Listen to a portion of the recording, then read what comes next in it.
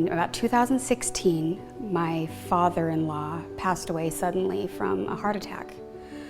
It wasn't something that was really expected, and so that was a little bit of my wake-up call because I had two young kids at home, and I knew that if I didn't do something to help myself, then I didn't know what my life would be like in 20 years from then.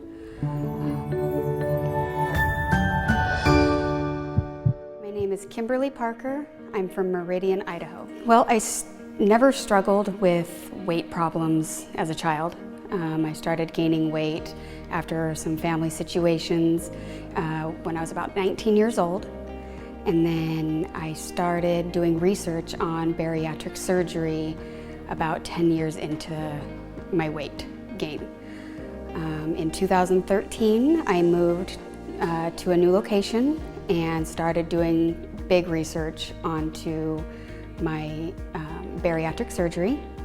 And I kind of just jumped through some hoops and went through different situations for different doctors and trying to figure out what kind of situation I would need to go into to be able to be successful for a weight loss situation. After doing a lot of that research, I went to a seminar at my local hospital to see what steps would need to be taken. And they suggested that some of the biggest problems that a lot of people had were the mental hunger and a lot of the emotional side effects that you kind of deal with weight loss surgery.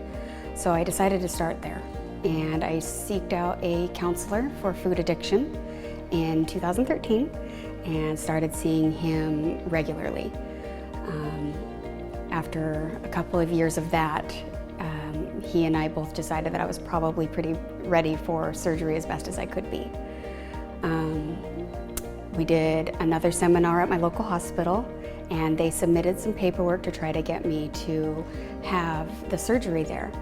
My insurance denied it. I was about 240 pounds, and they said it just wasn't necessary. So I kind of gave up at that point. I was kind of at the end of my rope, let it slide for a little while, and then I had somebody else reach out to me and say, hey, you know, I've heard of this procedure that they do in Mexico, and you know, she at first thought it was like an implant, and it wasn't. She thought it was an implant in your arm, and I did some research and checked it, and it was the sleeve at you know, that they would do in weight loss surgery.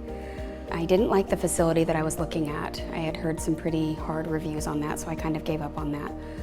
And that's kind of when my story had stopped for a minute. Once in about 2016, my father-in-law passed away suddenly from a heart attack. He was overweight, but wasn't, you know, severely unhealthy, but he was overweight. And it was a very big surprise for our family. It kind of tore us all apart, and it wasn't something that was really expected. And so that was a little bit of my wake-up call because I had two young kids at home. And I knew that if I didn't do something to help myself, then I didn't know what my life would be like in 20 years from then. So I continued my search, and I said, there's got to be a good surgeon in Mexico. There has to be, because I can't afford the prices that they were charging at home. And so I did my research, and I kept digging and digging, and I came across Dr. Ortiz, and that's kind of when it changed. Sorry.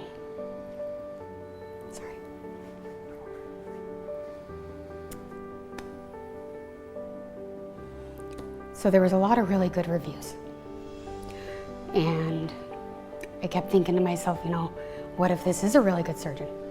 And what if all of the horror stories that you kind of hear aren't true? And maybe this one's going to be good. And so I did as much research on him as I could, and I'm a researcher by nature. And so I really wanted to make sure that I did my job and made sure that I was safe. And I went to my family doctor, and I told her, and I said, I'm considering hopping the border and taking care of this. I don't want to do it without your knowledge, but I want you to know that that's what I'm considering. And she was skeptic, and I gave her his information, and she said she would do her research and see what she could come up with on her end.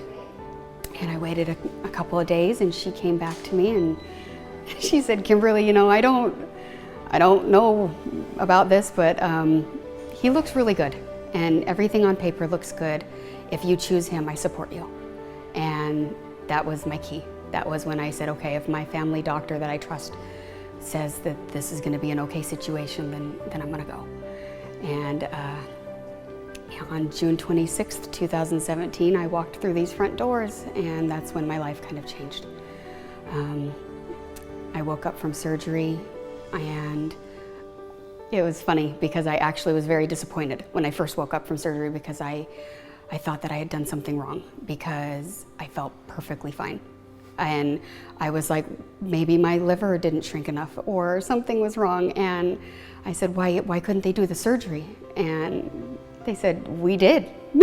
And I grabbed my shirt and I pulled it up and I looked at my stomach and there was incisions there, and I was blown away. I was like, I feel good. And I'd had surgeries previously where I didn't feel good, and I felt completely fine. And I walked the halls and just took, tiny little sips of my little water and checked on all the people that were in all the other rooms, seeing if they needed anything, because I felt so good, and it just felt like I had been given this key of happiness. Literally that morning, I just felt like this is gonna be good.